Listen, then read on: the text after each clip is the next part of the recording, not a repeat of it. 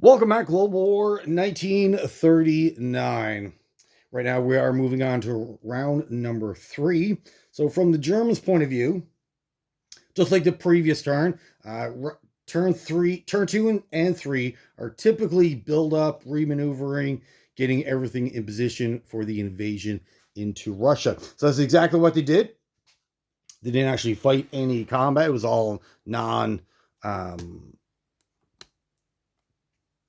all their movement was in the non-combat phase.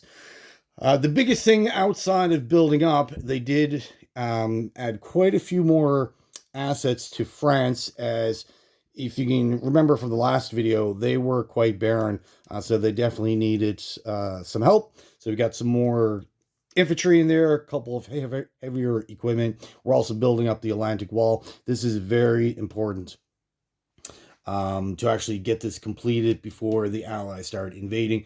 It won't stop them, but it'll certainly slow them down to a degree. It'll make the Allies and the British bring in a bigger force than what they might need, meaning they need to spend more time building up that force. So it might buy you another turn of prep, which is great. The Germans still got their navy in the English Channel. Um, so they're bringing this out to engage the British and the Americans, which the British do have a fleet, but not a strong one. So right now in the German Navy, we have two Bismarck battleships, a cruiser, about 5 submarines, and 5 destroyers. So probably not the biggest navy on the map, definitely not the strongest, but certainly for a German navy, that is pretty decent. And considering they haven't invested no money into their navy, the only added vessels were uh, 2 destroyers and battleship captured from the French. So not doing too bad, I guess. For their big stacks here in Hungary and Romania, this smaller group is in Hungary right now, and they will make their way towards the Russian border on this turn. So we got 2 Mark IVs, 3 medium tanks, 4 SS mechs, and 2 artillery. In Romania itself, we have a pretty sizable stack of infantry, a couple of SS infantry, about 4 or 5 artillery pieces, a couple mechs. We do have 1 cavalry, interesting, and 11 medium armor and another Mark IV. So, and then we got some more armor on their way to join that. So that force there is going to have to do into Russia because the Russians right now they currently have $45 in the bank. I would suspect after this next turn, this next roll, the Russians will be in a position to declare war themselves. So Germany is probably not going to let that happen. And more likely, this coming up turn, the Germans will make that assault. Now, if you're looking at the map and you're like, oh, Russia has nothing on defense. Well, the reason for that is because you don't want. The Germans do have, it's not a sneak attack like the Japanese, but it's kind of similar. Basically, the Germans are allowed to enter Russia, and the Russian defenses will suffer major penalties. The Germans will get some bonuses to their stats and to their die rolls. But you can only do that on the opening invasion. It's not like you can pick and choose like the Japanese. So it's kind of a use it or lose it type of ability. So if the Russians don't have anyone on their borders, yes, they're surrendering these territories as just walk-ons, and they're not actually defending it. But it does negate that huge ability. And if you stack a massive army, could you imagine if all these assets were here in Western Ukraine and Germany came in? The Russian army would be completely obliterated, and the rest of their country would just be a walk-on. So there definitely no point in doing that. Back out, let the Germans come in, grab those border territories, and then conduct your defense war from there. All right. So, well, considering we're here, the Italians, um, they made some maneuvers. They took some losses. It was a pretty decent little turn. Definitely made some headway towards their goal of world domination. So, their target for this turn was Gibraltar. As you can tell, they won. It was definitely a hard fought battle. The British had 5 infantry and a fortification there. So, thinking the bonuses to the infantry provided by the fort would be enough. However, the Italians did have 4 transports, bringing in 8 units. So only surviving with 3. So they lost all their infantry. They lost a couple of advanced infantry. But the story of this battle was the bombardments. Just like the Japanese, their bombardments have been serving them extremely well, and there's no difference in the Italian fleet. So far this game, I believe bombardments are hitting at like 75%, which is pretty nuts. So definitely, anyways, the British took 3 hits on the bombardments, and the rest were the other 2 were from the artillery and the light armor. And then the British responded with 5 hits of their own, all in one round. So it wasn't like the battle didn't go on for 4 or 5 rounds. It was over pretty quick, but definitely still hard fought. So this gives the Italians another NO bonus. They do have 3 of the 4 territories required to get an extra $3 boost in their economy. So that's great. But more importantly, it now closes off. This strait here is now closed off to anyone that's not aligned with the Italians, meaning the Americans, the British, cannot enter the Mediterranean through this sea zone. They have to go over to this sea zone to enter from Cairo. So that's sea zone 64. That's the only way in. Sea zone 35 is now completely closed, which is great for the Italians because now they don't have to worry about enemy vessels entering the Mediterranean, subtracting from their economy, and potentially engaging their navy. The Italian navy is pretty important.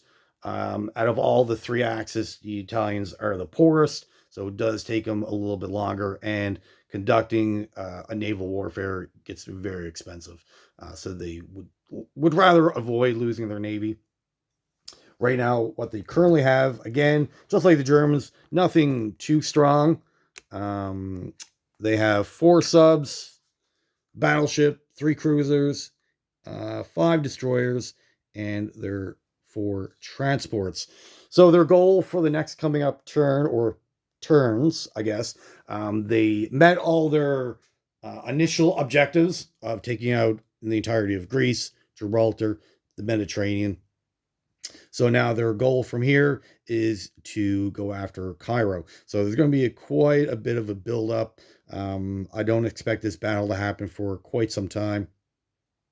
But the Italians did build another military base. So now they can purchase and build up to 5 units in Africa itself, matching what the UK can actually do. 3 here for the UK, and then 2 in South Africa, because South Africa builds its own unit, and the UK are allowed to build 1 unit there as well.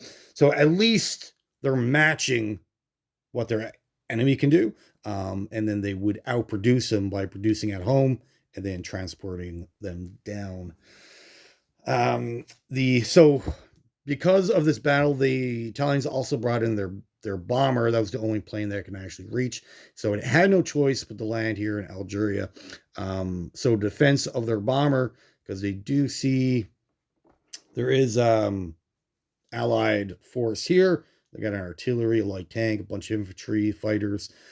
So to protect that, the rest of the Air Force, their fighters and their tacticals came down to land there. They weren't actually needed here, but it's mostly to prevent or make the British think about coming in and taking a shot at that bomber asset, as it is pretty important for the Italians. All right, so for UK in the Atlantic, as you can tell, this is the UK fleet here. It's mostly conducted of destroyers. We got 2 coastal battleships that was awarded to them from the Norwegians.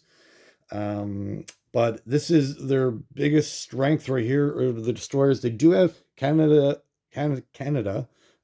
did build a cruiser, and they got a couple subs here. But if a cruiser is your biggest naval weapon, things are not looking good. They need to reevaluate and try to help them.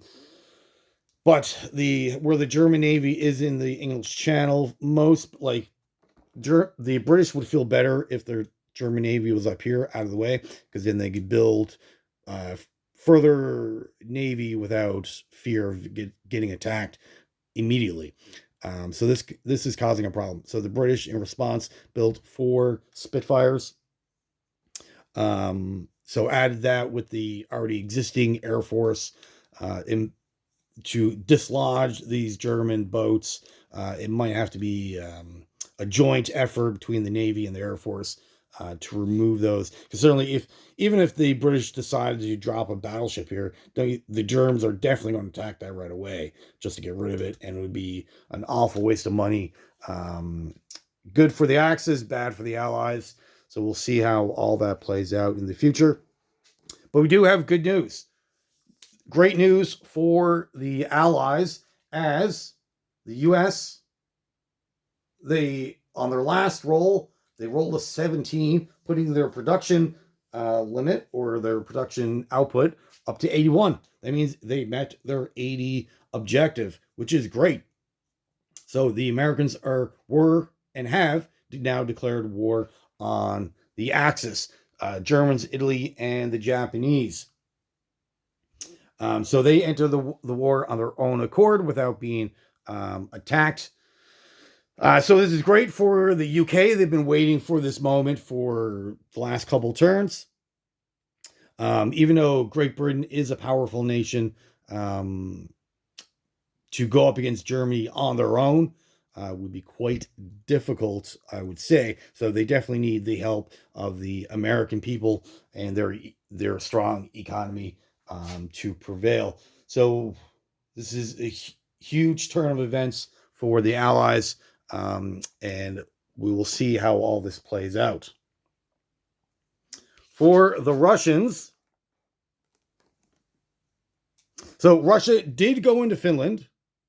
There is a rule that Russia is allowed to attack Finland before being at war with the Russians.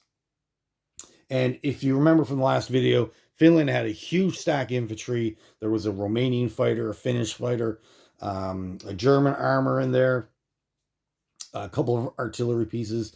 The battle went on for quite a bit. It was around 4 rounds of combat, so longer than what they wanted. But the Russians were able to dislodge that force, essentially eliminating any northern aggression on the upcoming invasion, limiting the Germans from only attacking in the south. And as you can tell, the Germans don't really have anything in the center. A couple of mechs, couple of armor. Typically what would happen, the game plan or the battle plan for the Germans: swing up through Ukraine, take out Kiev, Crimea, get a good foothold on these 5 territories here, and force the Russians to stack up in Olar-Kursk or jump back into their cities. And if once that happens, then any assets that the Germans have in the center through Poland will come in and take out these couple territories, take out this city. And then the northern is responsible for Leningrad. However, the north threat is now gone. So the Germans are going to have to build up a little bit of a force to come up and take Leningrad, or they can just invade Moscow and worry about the other two cities after the fact. We'll see. But now the Russians survived in that battle. They lost all their infantry, lost a couple of other assets, but right now they have a KV-2, which is a big, powerful tank, a couple three light tanks, 2 MAX, 2 artillery, and of course their air force is still intact, and that's currently in Leningrad. So now, what does this force here? Because this is like, even though there's not really a lot here compared to other battle groups on the map, but this is quite decent little force. So they have a choice to make. What do? Do they press on, which they would certainly win? This force here can definitely take out the entirety of Finland and putting the control of those lands back in control of Moscow. Prior to the First World War, Finland did belong to the Russians. So they do have a claim on that land. The Finns are trying to defend their home. But if they continue on, that'd be great. They'll certainly win. They'll get a bonus from owning Helsinki. I believe it's a $6 bonus, so it adds to their economy even further. So Finland for Russia is worth $9, which is a big deal. Or do they turn around and feel comfortable that they eliminated all the military assets and not worry about the land acquisition and try to head back to Moscow for a future defense? Or do they have time to take Helsinki and then quickly turn around? We'll see. Questions to be asked, and we'll find out in the coming up turn. For the FEC, they had a pretty decent turn. They recaptured this territory. Now, this was actually left vacant by the Japanese. It's not really recommended to do that on every game. Obviously, situation will dictate your turns. Is typically the round one where you can expect, okay, I know for a fact my enemy is going to go here, here, and here. As the game progresses, depending on placement of units and how your battles go, will determine the rest of the game. But this was left vacant by the Japanese, so this was essentially a walk-on. But is great news for FEC, as it does recapture their territory, help reopen the Burma Road for the Chinese, and they're now bordering with the ally of Japan in Siam right now. So this is a big deal, and we'll see how this further progresses. In the Middle East, anything that they had up here, the invasion of Iraq, has pretty much scattered, moved on to other locations for the defense of those victory cities in Calcutta and Cairo. Right now, there's just 4 infantry left. I would imagine these 2 will head this way. These 2 will go that way. Because once this is clear, or they might leave some guys behind, because the Italians could land some forces up in Syria, cause some problems. So they might want to think about that too. This, even though it's secure right now, it's not 100% safe, because the Italians do have access to the Middle East from the Mediterranean. So these might just head to Syria, help defend this. For the Chinese had a pretty big turn. On the previous turn, they came into this territory, and this territory removing some Japanese forces. But on the counterattack, and this is a big part of this game, is not just the attack you can make right now.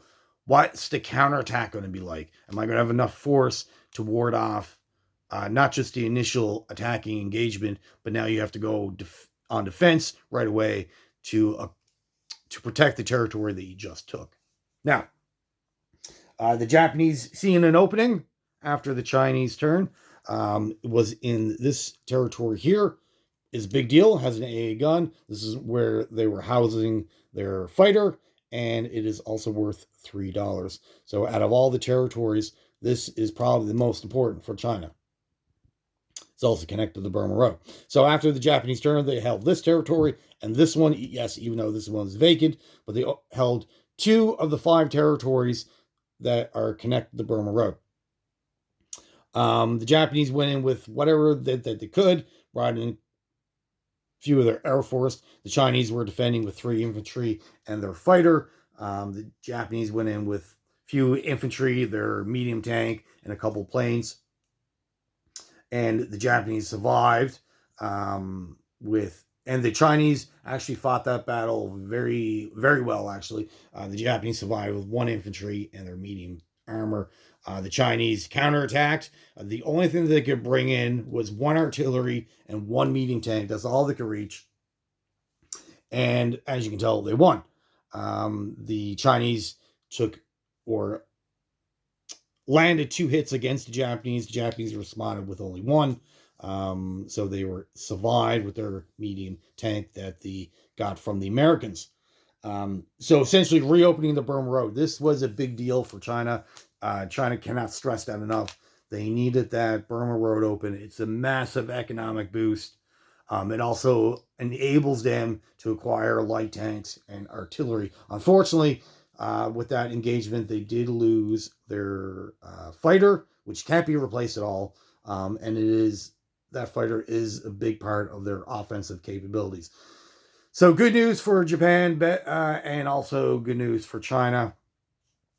If China had have lost this or weren't able to counterattack, that probably would have been it. Eventually, over the next couple turns, that would probably would have been it for the Chinese. The Chinese did also have 1 walk-on battle here, collecting another $1. So they've reacquired all their original territories now back under their control, plus 1 additional. So we'll see how the Japanese respond. The Communist China, again, didn't do anything, just purchased another unit. And for the Russians, further up north, they just reinforced the infantry that they already had there. The Japanese, surprisingly, hasn't engaged them yet, so we'll see how that plays out. But there are a couple of empty territories Russia could take advantage of. We will see. They reinforced with an airborne infantry, and they do have a light tank. It's hard to see. It's right on red, but there is a light tank right there, and that is on its way to help out as best that it can, I guess. So if you remember the combined FEC Great Britain fleet, the ones that start next to India and in the Mediterranean, they combined together a couple turns ago, and they had a choice. They were sitting in Sea Zone 66, and they had a choice. Are they going to go east or west to go after the Japanese or the Italians? The Italians probably would have been an easier target, as their navy is not as robust as the Japanese. However, if the British fleet can take out 20%, 30% of the Japanese fleet, the Americans would greatly appreciate that, making their job a lot easier. It would also help out the Australian ally of Great Britain. So that's where they're at right now. This also allowed them to take out Sumatra, so that's now under FEC control.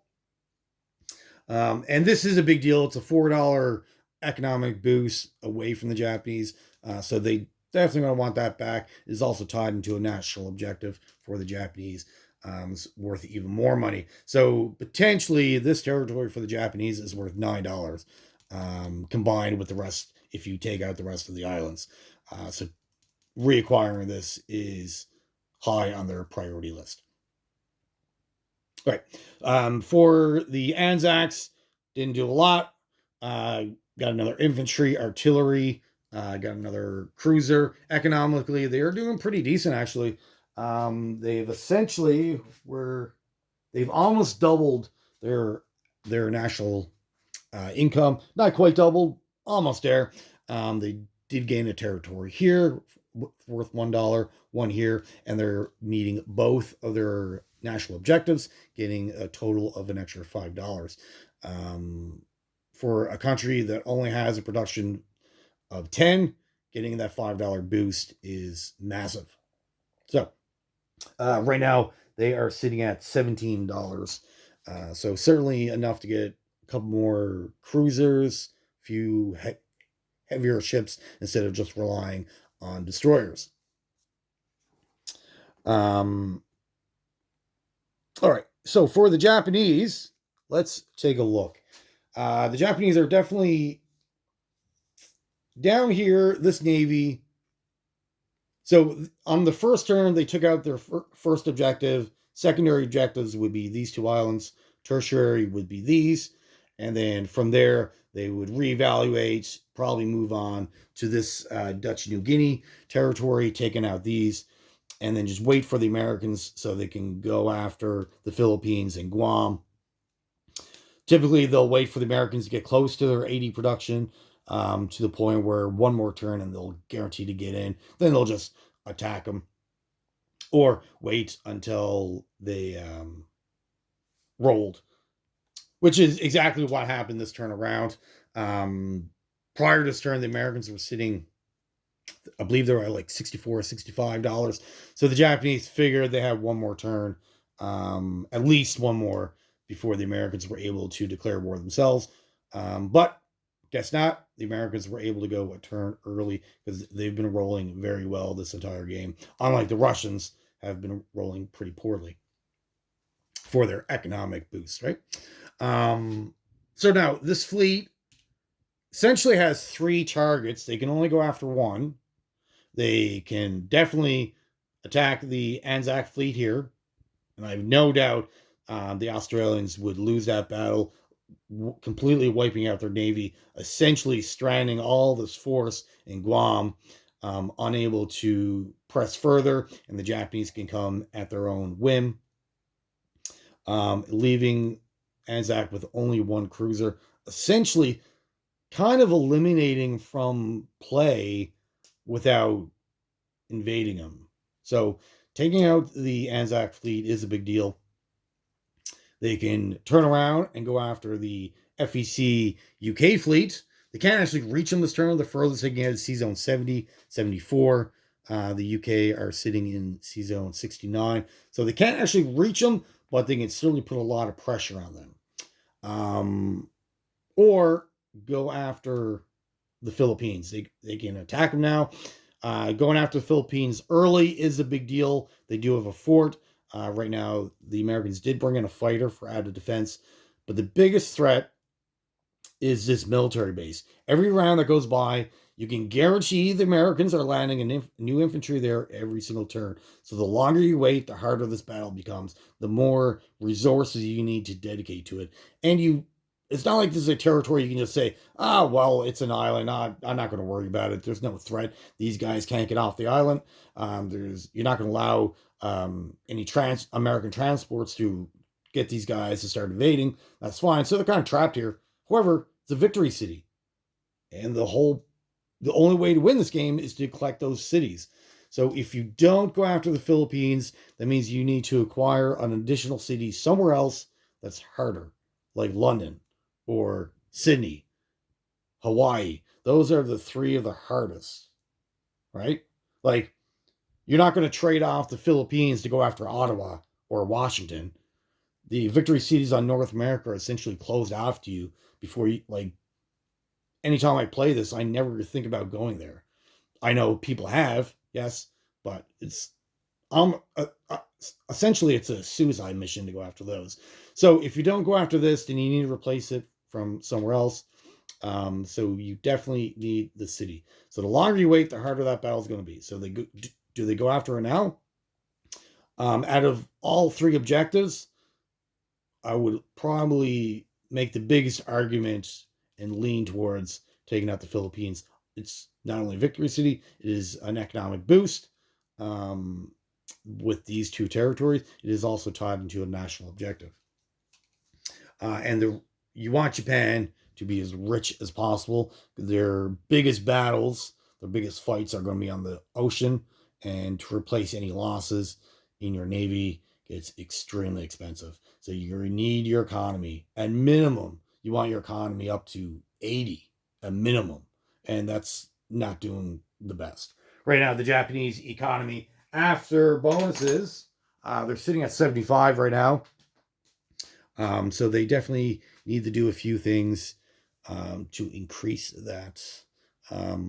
They would like to see themselves up to 100 before they go full on naval war with the Americans. So we'll see if they cannot pull that off. And for the Americans in the Pacific,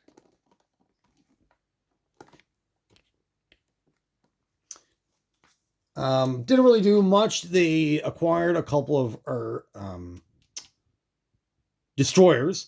So they didn't build any capital ships this turn, unlike the Japanese. But they acquired more destroyers, which is great for fodder in those big engagements, saving your capital ships to produce more damage as the battle goes on round after round. You want to save your capital ships to do as much damage against your enemy as possible, especially your battleships. You rely on battleships quite a lot. So that's all they really did. They just got more destroyers. They also, because now they're at war, they upgraded all three of their production facilities, go from a medium, producing 3 units each. They're on now all majors, and that is an ability of the American economy. All three of them get boosted up without you having to actually buy them, taking away from your economy, which is great. So now the Americans can have a production limit of up to 3 without building any additional complexes. So we'll see.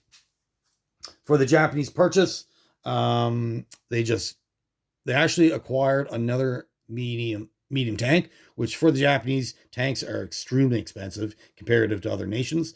So you're probably not going to see a lot of them, but they are good. They do have great stats on attack and defense and movement of 2.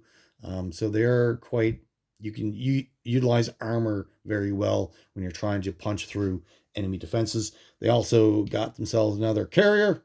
No fighters to go on it, as that was a little outside the price range, as they did still need to acquire infantry class units.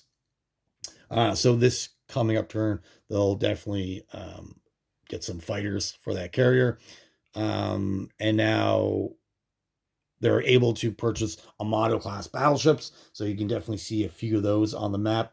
The ideal Japanese fully flushed out fleet, you want minimum 4 Amatos. You're going to want 6 to 8 normal battleships and anywhere between 6 to 8 aircraft carriers. That's would be your ideal fleet, and then you can split that up and have 2 fleets, one patrolling roughly around the sea zone 112, giving yourself a shield, protecting all your islands and preventing the Americans from invading. And you're going to want your secondary fleet down by the Money Islands to protect those against the Australians and the British. But the Japanese are certainly not there yet. They do require their navy to help take out these islands first. Once this is established, then you can work on your navy, and having 2 big navies will help you out. All right, so that is pretty much it for this turn. A little bit of action, mostly a build-up between of nations, especially in Europe. Not really. There's only one battle to really speak of, or 2 battles. Sorry, one with the Italians, one with the Russians. But certainly, we're entering the stage of the game where typically turn 4 to 6 becomes pretty violent. New battle lines are drawn.